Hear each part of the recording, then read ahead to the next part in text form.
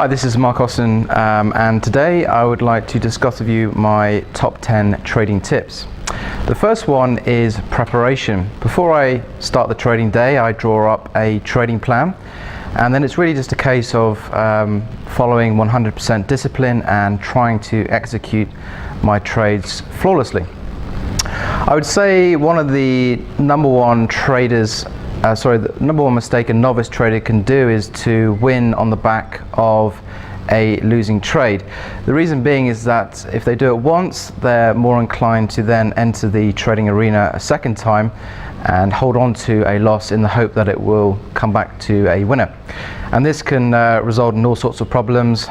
Most likely it's going to result in a large dent in your account through running a loss, and this will then in turn lead on to psychological problems such as fear and anxiety.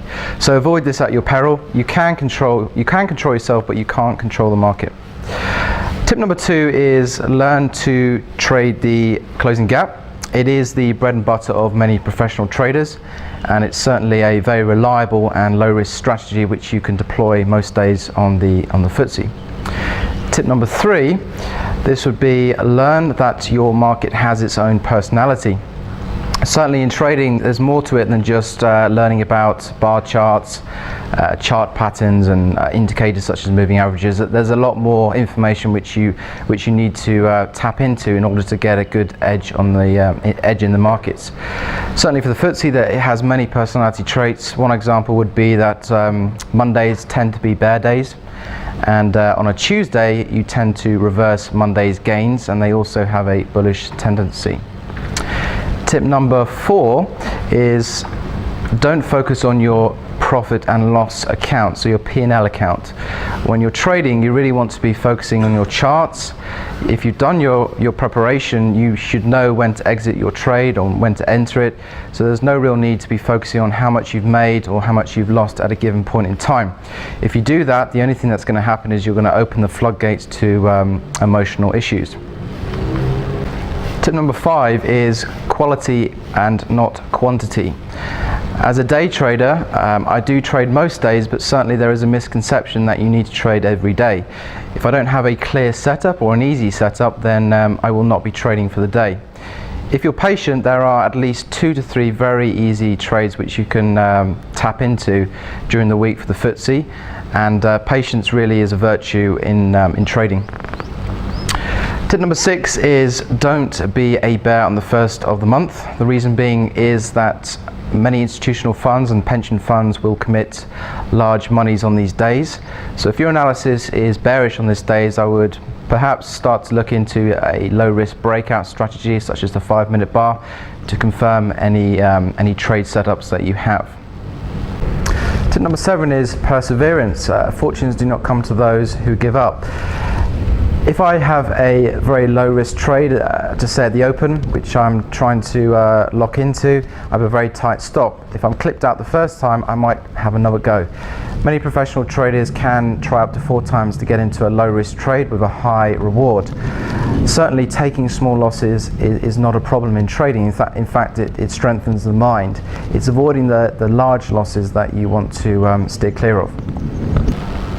Tip number 8 is keep things simple. I have various systems and strategies which I deploy on the FTSE 100, and none of them are over complicated. In fact, through my experience, I would say that the more complicated a system is, the less likely you are to succeed in the markets. The reason being is that once you learn your systems and strategies inside out, you will then learn to apply some discretion. So you'll adapt to the market conditions, and you'll learn when is a good day to avoid your system or your strategy, and this will help lower your drawdown periods. Tip number 9 is learn that you cannot gain an edge on the news.